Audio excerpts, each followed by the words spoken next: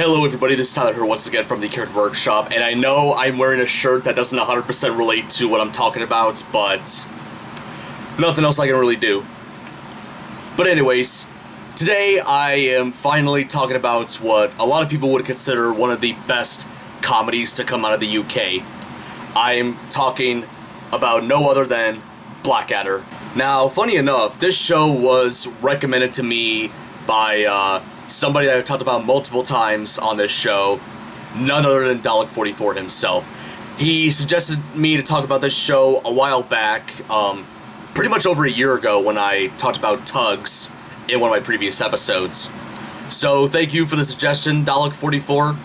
And yeah, first things first, I'm going to be talking about the show's first series, which is, well, simply titled The Blackadder. So before I talk about the first season of Blackadder, I might as well talk about the entire show in general. Even though up until the point that I'm recording this, I've only seen the first season, but I do plan on seeing all 4 seasons. Chances are I'll probably cover each of them in individual episodes. Maybe, maybe not. Who knows? But anyways, the show had 4 seasons between 1983 and 1989 on the BBC, and each season featured a character by the name of Edmund, otherwise known as Blackadder, in a variety of different time periods during Britain's history. And the first season of the show, The Blackadder, covers basically the late 15th century after the British Middle Ages. So the show itself was created by 2 different people, Richard Curtis and Rowan Atkinson. And for those of you who recognize Rowan Atkinson's name, yes, Mr. Bean himself was the co-creator of Blackadder. And not only that, he also plays the main character himself. So the show starts off with the first episode, The Foretelling, where Edmund, once again, as I mentioned before, played by Rowan Atkinson, as well as his servant Baldric, played by Tony Robinson, plan on going to the Battle of Bosworth Field, which takes place in 1485. However, once Edmund sees the battle itself, he was then realized that the battle could, lead to his death, and I guess in some ways kind of chickened out of the fight, if you could, if you call it that. After the battle was over, Edmund's great uncle, King Richard III, decides to try and get his horse back, or what he thought was his horse, but it actually turned out to be Edmund's horse. Edmund sees the person trying to steal his horse and decapitates his head, eventually realizing that he accidentally killed King Richard III. This would eventually lead to Edmund and Baldric trying to hide the dead body of King Richard III with the help of Edmund's very dim-witted friend, Lord Percy, played by Tim McGurney. And then for a good portion of the first episode, Edmund was worried that he was, people were going to find out that he was the murderer of King Richard III. However, everybody else in the kingdom assumes that Henry Tudor was the murderer, so Edmund easily got away with murdering his great uncle, and eventually his father, Richard IV, becomes the new king of England, as well as his brother Harry being a prince, and Edmund himself also became a prince. And this is where the goal of the entire first season first begins. Edmund, now that he is a prince of England, tries his best to gain his father's respect and approval, and of course to pretty much be up there as one of the best people of England. And at first he decides to refer to himself as the Black Vegetable. However, Baldric suggested Edmund to refer to himself as the Blackadder instead. Edmund was like, oh, no, that's not good. Wait, I got a better idea. I will be known as the Blackadder. At the same time, though, the ghost of King Richard III eventually haunts Edmund throughout the rest of the episode, and that also pretty much led to some pretty funny moments, especially in this scene where they were back in the dining room for a feast in honor of the victory of the Battle of Bosworth Field. Whoever it was, 'Twas him, Edna. wherever he be, He's down there at the end. he shall be struck down. Well, then get on with it, you stupid oaf. He's there. And then by the end of the episode, Edmund encounters 3 witches who referred to him as the ruler of men, the ravisher of women, slayer of kings. And they predicted that he will eventually become a king. This, of course, excited Edmund as he then goes back to the kingdom. However, after the credits, the witches then realize that they told the prophecy to the wrong person. So then this leads to the events of the second episode, Born to be King, where King Richard IV goes off during the events of the Crusades against the Turks, and he had Prince Harry take over the kingdom while he was gone. While they were at it, the King's Supreme Commander, Douglas McAngus, comes to the kingdom and is given Edmund's lands by Harry, acting as a regent. Edmund, of course, was really disappointed by that and decides to try and kill McAngus in a play, but soon discovers that McAngus has secrets about Edmund's mother, which could make Edmund King of England. Edmund looks at the letters, and they were dated way back in 1460, the year that his brother Harry was born, and which makes him think that Harry is now illegitimate to be the King of England, so realistically that would make Edmund the next King of England.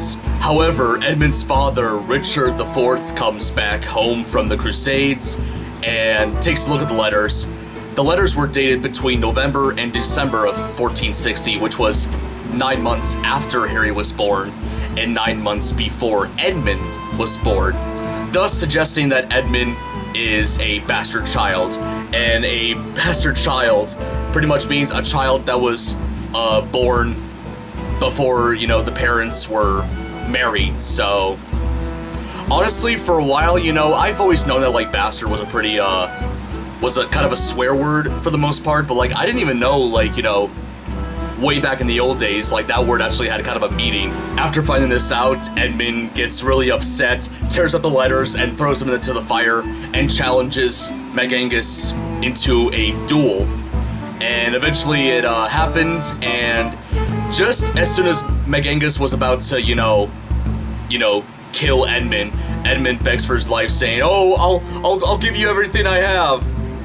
And then just when you think McAngus was going to, just, kill Edmund no matter what, he then stops and laughs and, kind of shows that he has no hard feelings against Edmund. Just when you think all's well and ends well, Edmund decides to use a tactic that Baldric actually suggested to him earlier in the episode to kill McAngus with a cannon.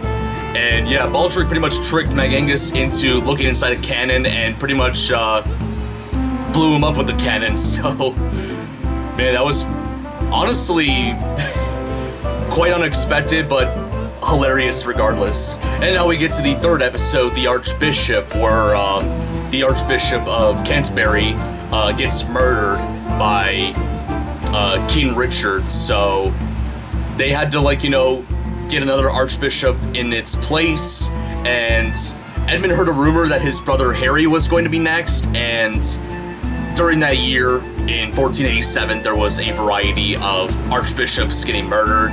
So Edmund, thought that his brother was going to be next in line, which had him relieved at first.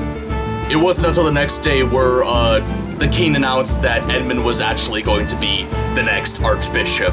However, funny enough, Edmund being archbishop doesn't turn out as bad as he thought it was going to be, as he did a variety of things around the kingdom that actually that was actually to the point where his father actually was proud of Edmund for once. So Edmund decided, later on in the episode, being archbishop isn't so bad. However, just as Edmund was enjoying his position as archbishop, 2 drunken knights who were ordered to kill the Archbishop of Canterbury, which in this case is Edmund, they eventually get to Edmund, Baldric, and Percy, who all try to, get away from them, and they eventually got away from them by disguising themselves as nuns until they were caught by the Mother Superior.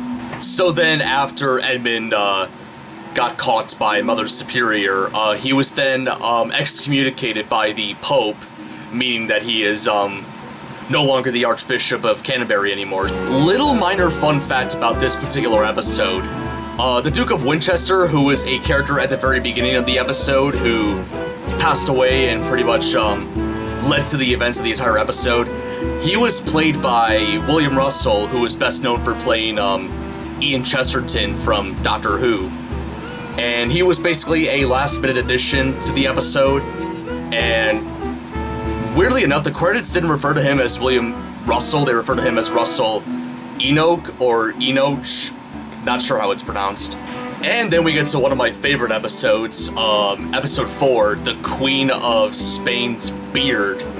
And in this episode, England is going at war with France, and England needs Spain to be an ally of theirs during the war. So in order to be able to, you know, be an alliance, King Richard IV wanted Harry to marry the Spanish Infanta. However, Harry reveals that he is already engaged to a variety of other European princesses from other nations.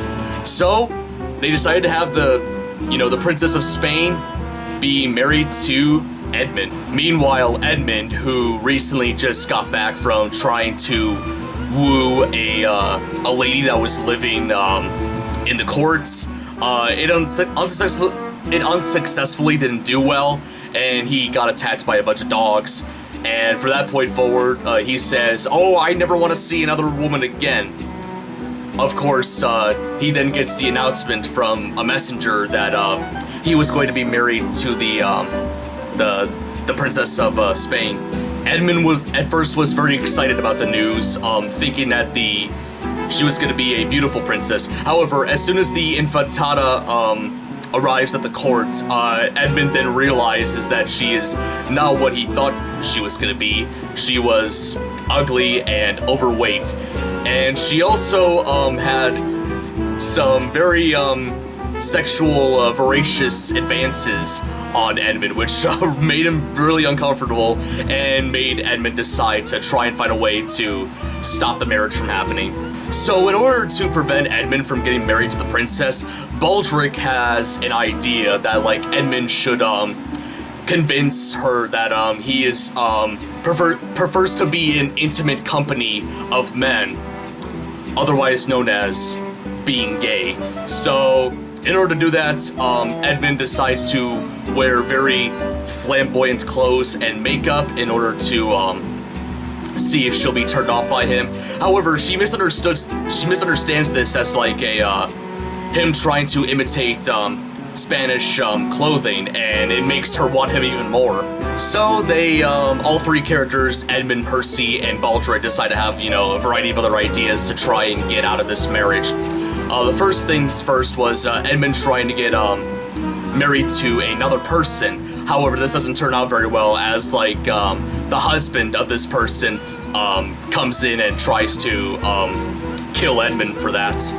And then their next plan was to try to make the princess lose her virginity. And in order to do that, they decided to have Edmund decided to have Baldric go in and do that for him. So, and that led to probably one of the most funniest scenes I've ever seen from the first season, where you see pitch blackness, the screen's completely black, and you can only hear the voices of the characters, and you hear the princess saying a bunch of phrases in Spanish, oh, and then funny enough, her translator was also in the room that she and the Baldric were so that was man, that was awkward but hilarious at the same time. And then Edmund then says to King Richard "Oh, I can't marry her because she's not a virgin." And the king is "Well, it doesn't matter. Only one of you needs to be a virgin."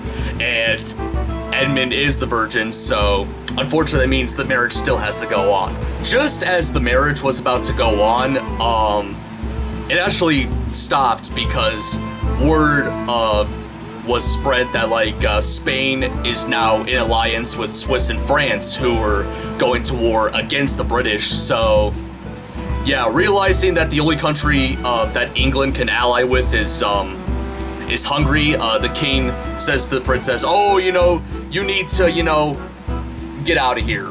And since Hungary was the only ally of England, Edmund now has to marry a Hungarian princess. He's disappointed by this, and probably even more shocked to realize that the Princess of Hungary was an 8-year-old child.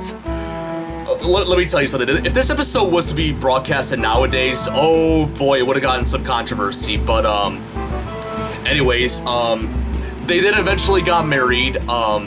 In Edmund's case, begrudgingly. And Edmund then spends the rest of the wedding night just reading fairy tales to his bride. So, yeah, and that was pretty much the Queen of Spain's beard. That was, like I said, one of my favorite episodes from the first season. And we get to episode 5, which is the Witch Smeller Pursuivant, which basically takes place during the events of the Black Plague. And in the episode, the Witch Smeller, who is somebody who goes to see if there are any witches, around, and he decides to have Edmund take a test to see if he's a witch. However, the test is rigged as the Witch Smeller switches around the daggers that Edmund was supposed to pull.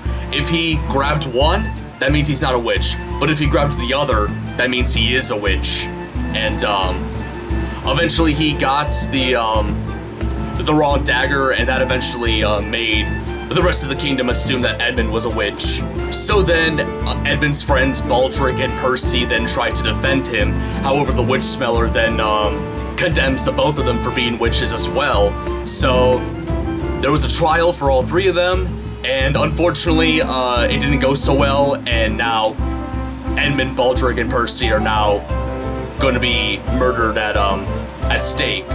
And before it happened, Edmund was given a visit by both his mother, the Queen of England, as well as his wife, his child wife from the last episode. And unfortunately, they couldn't give him a way to escape this, but instead they gave him a doll for comfort. And while they're being tied and about to be, executed, Edmund tries to, confess to the Witch Smeller. However, the Witch Smeller didn't listen and decides to, lit the stake. However, Edmund panics and drops the doll into the fire. And at the same time the doll went into the fire, the Witch Smeller himself then starts catching on fire. The doll revealing to be a voodoo doll. So, yeah, that's, wow, that's quite a twist, I'll tell you. So now we get to the final episode of the first season, The Black Seal, which takes place in the year 1498. And unfortunately for Edmund, all of his royalties and roles have been taken away from him, only leaving himself with the Warden of the Royal Privis still intact. So, enraged by this, he decides that he will try to take over the kingdom, and in doing so, he decides to fire Percy and Baldric and begins, his quest to try and take over as the king of the kingdom. And he hired a variety of dangerous men all throughout England to try and help him out with this. However, as soon as Edmund talks with all of his partners in crime and they all leave, unfortunately his plan gets a setback as soon as his childhood rival Philip of Burgundy, otherwise known as the Hawk, appears and tries to get revenge on Edmund for exiling him to France. So yeah, then Edmund decides to break out of the prison cell that Philip locked him up in, and decides to try and gather around his comrades to try and take over the kingdom once again. So Edmund then sends messages to all of his comrades to come to the kingdom to take over. However, the Hawk then beats them to it, and eventually persuades the companions of Edmund to turn against him, which then leads Philip to get Edmund into a torture chair where he got his ears and hands chopped off and his skull cracked, and then a spike rammed up into his anus. Oh man, that's gotta be everybody's worst nightmare. However, luckily, Edmund's friends Percy and Baldric then disguised as serving wenches and gave the comrades and the hawk poisoned wine, killing all of them. However, they were unfortunately too late to save Edmund, as he eventually wakes up on his deathbed and sees, all of his family around him about to propose a toast to him, and they all passed away due to the poisoned wine, and Edmund then was going to be the next king of England, but then accidentally drinks the poisoned wine, and Edmund himself passes away. And yeah, that was basically the events of the first season of Blackadder in a nutshell. And I know some of you who are watching this are like, oh, well, what's gonna happen to Blackadder next? Well, that's why the show had 3 more seasons. The adventures of this character is not over. However, Blackadder himself will later, go on to have a variety of other incarnations throughout, England's historical events. So, yeah, we'll definitely be talking about the second season next time. And what did I think about this first season? It's honestly, pretty decent, I would say. I wouldn't say it's fantastic, but it definitely has a lot of, good jokes every now and then. It's pretty funny, especially the 4th episode, like I've mentioned before. And yeah, the acting's great. Love the theme song, by the way.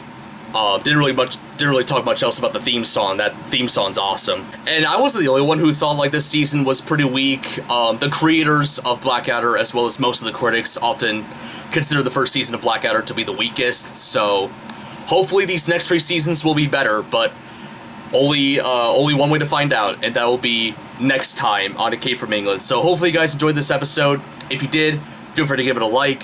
Subscribe to the channel if you want to see more episodes of Escape from England and just mediocre plush content in general. Leave a comment down below letting me know what you think. That's about it. This is Tyler from the Character Workshop, signing out. Blackadder.